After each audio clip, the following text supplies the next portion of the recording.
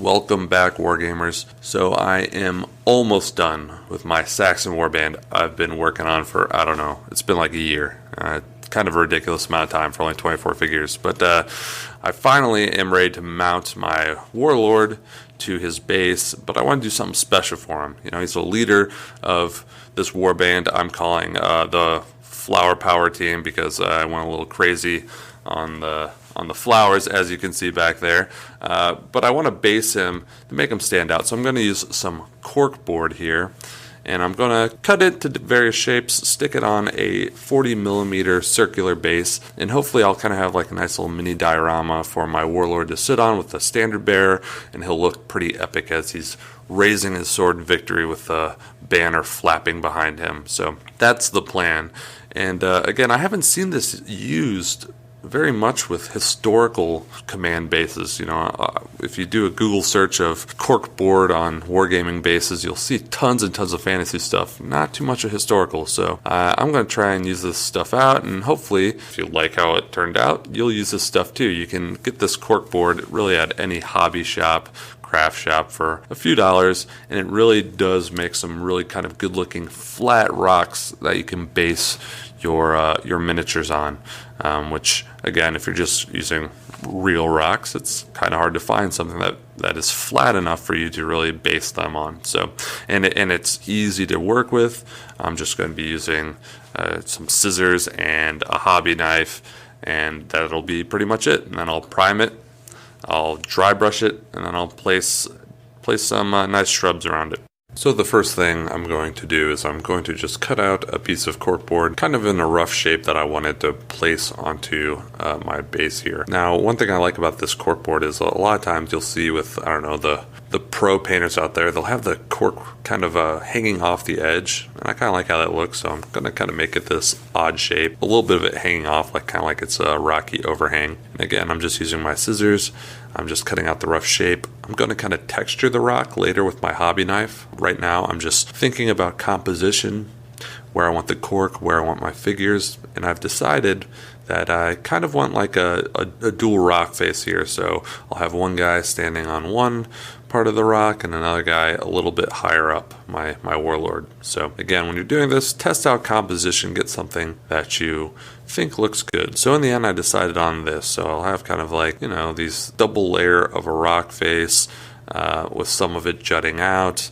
I don't know. I liked how it looked, and I'll have the warlord kind of over there on the edge of the rock looking out, and the bannerman right behind him. And it is important to think of composition when you're doing these. I'm going to kind of try and make almost like a V to kind of channel the viewer or who's ever looking at this base's sight. So, you know, you see that the sword sticking up is one part of the V, and then the banner in the background kind of funnels your vision into the two figures. Something that I've picked up watching some of the pro painters and how they base their models, often do these sorts of compositions. So that's what I'm going to do here. And it's good to spend quite a bit of time on thinking about this and getting it the way you like it, because it is a pain to rip off your figures if you're not happy with the composition in the end and have to rebase them or scrap your entire base. And now, once we're happy with the kind of generic shape of the rocks that we want our figures to rest on, we will now go and add some texture to the base by going around and cutting it with our hobby knife, giving it some irregular shapes to simulate a rock face. And you want to be careful. You don't want to cut too much away so that your figures no longer rest correctly on there, but you know, just small little cuts here and there to give that nice illusion of real rock. Next thing I'm going to do is I'm just going to take my hobby knife and I'm going to create some divots and texture to the top of the rocks. You're never going to find perfectly flat rocks in nature, so this is my way of giving them the more realistic look. And you know, just take a few minutes and just scrape at them, make some deep divots. Your figures will be covering some of them, but I'm not worried. So I have my finished rocks here. This is how I've decided that they're going to fit together. So now all I need to do is to glue them together with some PVA, and then I am going to here prime them black. So here I am just priming the entire base black. I prime everything black for whatever reason. I think it gives it kind of a warmer tone. So be sure to cover all of your rock face with your primer, and just know that cork board does absorb a lot of paint, so you might have to do several coats to make sure that you kind of have the nice even coverage with your primer. Alright, so after I'm done priming this, I will let it dry and I'll come back to dry brush the rock. So now that my rock has dried, or my primer has dried, I'm going to do my first over brushing layer. I won't even call it dry brushing. I'm just going to take some warm gray mixed with a little bit of black to give this kind of dark gray, and I'm just going to run it over nearly all the surfaces of my rock. I'm going to just overbrush the kind of jagged surface of the rock so that some of that black, that dark black, still remains in the crevices. But for the rest of the rock, I'm going to pretty much completely coat it in this color. And if you want to do a lighter or darker color, you can, rocks have a bunch of different tones. This is just how I kind of, my generic rock paint job that I do for all of my bases and terrain. Alright, so once that's done, you'll have to let that dry for quite a while, especially if you're using, cheap craft paint as I do for my terrain. It seems like they take much longer to dry, and for dry brushing you really want to be sure that your surface is dry before you even attempt to dry brush it. So now I just take my warm gray without any black mixed into it, and I'm just going to dry brush it. The brush is going to be still pretty well loaded with paint. I'm just going to wipe a little bit off of it, again, to cover most of the highlight areas of the rock that is jutting out, the tops of it, as you'd see in other rock. And then after I'm done with that layer here, I'm taking just some buff titanium, which is pretty much white, and now I wiped off most of the paint as you would in a typical dry brush, and I'm running it just very slightly over all the edges to give it that really dynamic contrast. Now if you're saying, oh man, that looks a little too much contrast, you'll notice here in the finished product I ran some black wash over it, which kind of knocked down the super high highlights and gave it a more even look to the rock.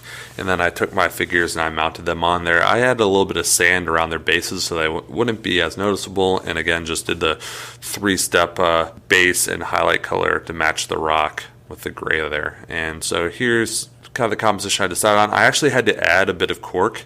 I decided that I wanted this back figure to stand a little bit farther away from my warlord so you could actually see him, and so I had to add some cork and glue it on there and tie it into the rest of the base, but I think it looked pretty good in the end. So there we go, our standard barrier. I haven't finished the banner yet. I still need to varnish the banner and also set it in its correct position and finish coating the back of the flag with kind of this wet blended red color.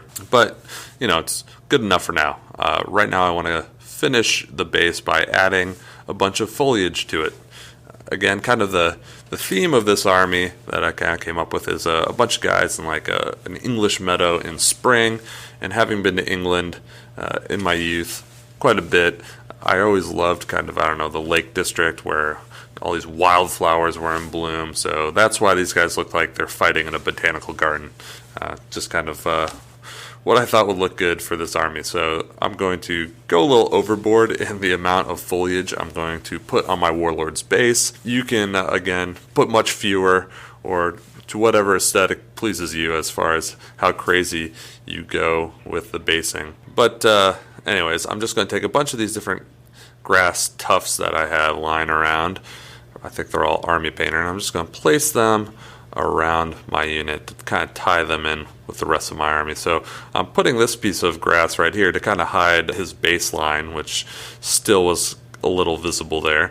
So there we go. And then just for a little bit of some color pop on there, I'm going to put in a nice little clump of daisies or daffodils or whatever, and again kind of ties in with a lot of the gold color that you see on the models. So put that on this little ledge jutting out there, and that looks good. And then just as a contrast to those kind of bright colors, I'm going to put kind of a dark, almost dead winter tuft of grass next to them over there. And then just because I have this kind of large amount of area open back here, I'm going to put another large tuft of almost kind of this red based grass, which is cool. And then to hide the seam lines of the standard bearer back there, I'm going to take a piece of extra long flock. I'm going to place it right behind his feet there to kind of distract the eyes from looking at his feet. And once I have that on, I think this will be pretty much done. I might want to put one more little clump there by his feet over there. Just seems like there's too much negative space.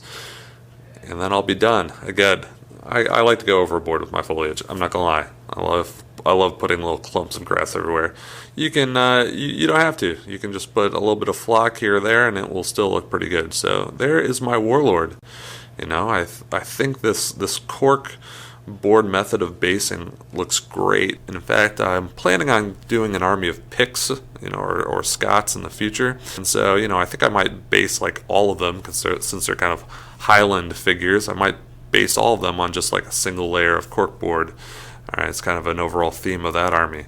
Anyways, I think my first attempt at using cork board turned out pretty good. And I believe I'll be using this stuff on a bunch of my different bases, and even I'm sure it'll have some application when I'm making different types of terrain. So there you go. Hopefully now you'll go out and buy yourself some cheap cork board and make some pretty awesome bases for your warlords and command figures, and hopefully you've at least taken something away from this video that you can apply to your own hobby. If you like this video, as always, please like and subscribe, and I will see you guys with my next video.